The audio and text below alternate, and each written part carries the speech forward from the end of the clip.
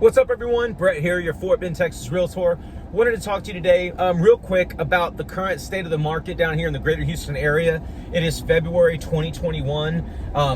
It is on fire. So just some advice to buyers mainly. Right now, it is a knife fight right now to get homes. Anything under $300,000 is flying. And the semi-luxury market, 500 to 750, is experiencing the biggest increase of any sector of the market, followed by 750 and up, which is considered luxury.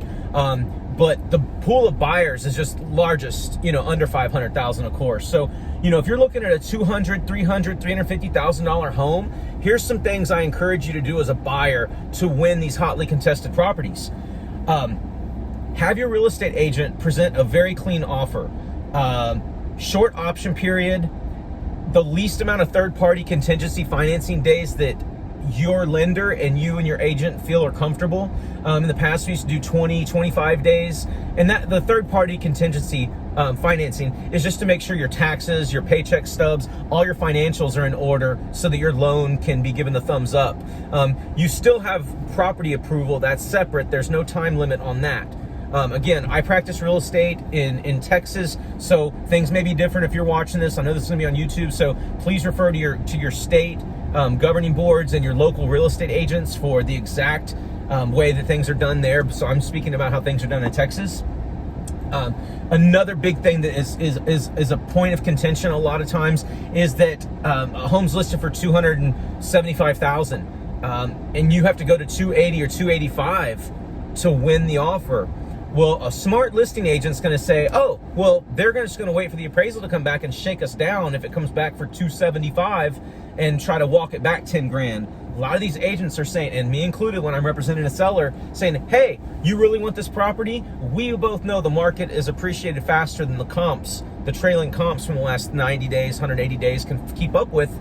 We know that the home's worth 285 all day long. We might have an appraiser come in that's from a different part of town and look at a home that sold 5 months ago. And yes, 5 months ago was a different market in Houston. And I'm sure other cities and other areas in the country are experiencing the same thing with these crazy interest rates. And everybody kind of moving out of the city and trying to get to the suburbs with all the remote working that's going on. And, whatever, the current pandemic and all that stuff has kind of triggered a lot of an exodus from the city. And also the interest rates have just gotten so many people into the market. So, the appraisal value, the thing about doing an appraisal waiver to strengthen your offer, if you offer 285 and it does come in at 275, if you sign that waiver, you're basically saying, I'll bring extra cash to close to bridge that gap. So if you're going to do a 20% down payment on a 285, that's $57,000 roughly. So and you have to keep an 80% loan to value in order to not have mortgage insurance. I know I'm getting in the weeds here a little. Call me if there's a problem or you want to go over it one-on-one. So you basically can't finance more than 80% of the property appraisal value. Okay, 80% loan to value, LTV. So if you're under contract at 285, comes in at 275, the LTV is going to be 80% of 275. Okay, so in order to still get that 80% loan with no mortgage insurance, you're going to have to bring that $10,000 extra from 275 to 285 on top of your down payment, your original down payment, to keep the LTV at 80%. Same thing can be said for 5% down loans, 10% down loans, and your lender has to approve it, and you have to have the cash on hand and the resources to do that. So know that beforehand. If you can't pay more cash, you don't have any business signing an appraisal waiver. So I hate to say it, but that might weaken your offer.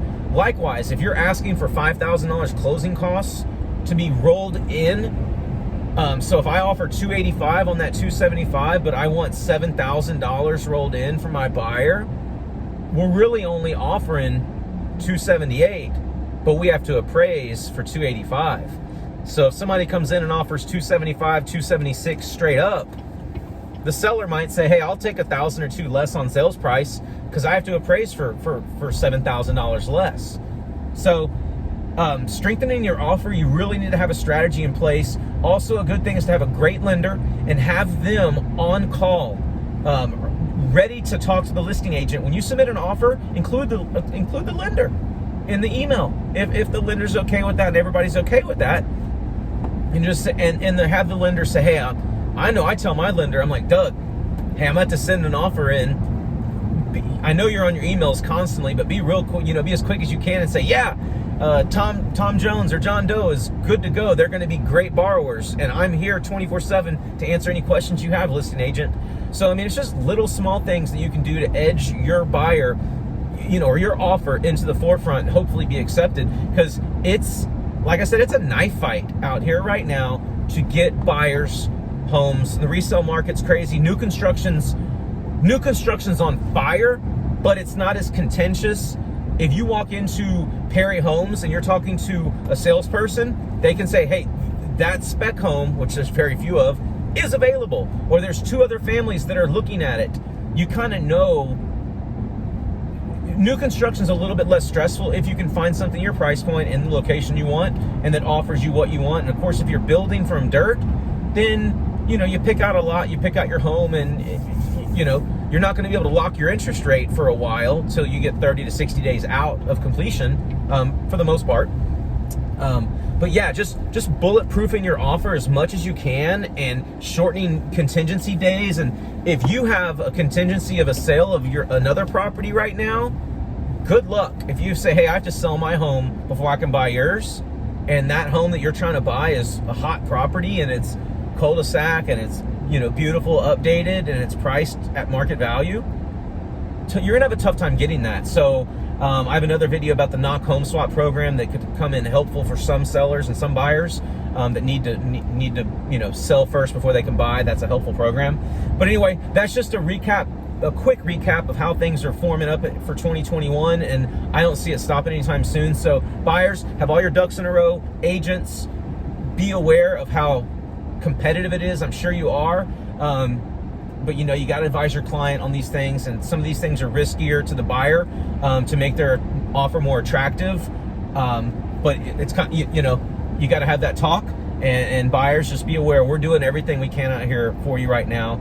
It's crazy. But anyway, thank you so much for watching the video. Please like it, subscribe to the channel. I'll be throwing up a lot more neighborhood YouTube videos soon, and a lot of model home shoots coming up too soon. So and spec homes for new construction. So we'll be doing a lot of new model home tours and spec home tours coming soon. So please give me a call, email me, call me. My website's brettwallace.com. Thank you so much for watching the video, and have a great week. Thank you so much.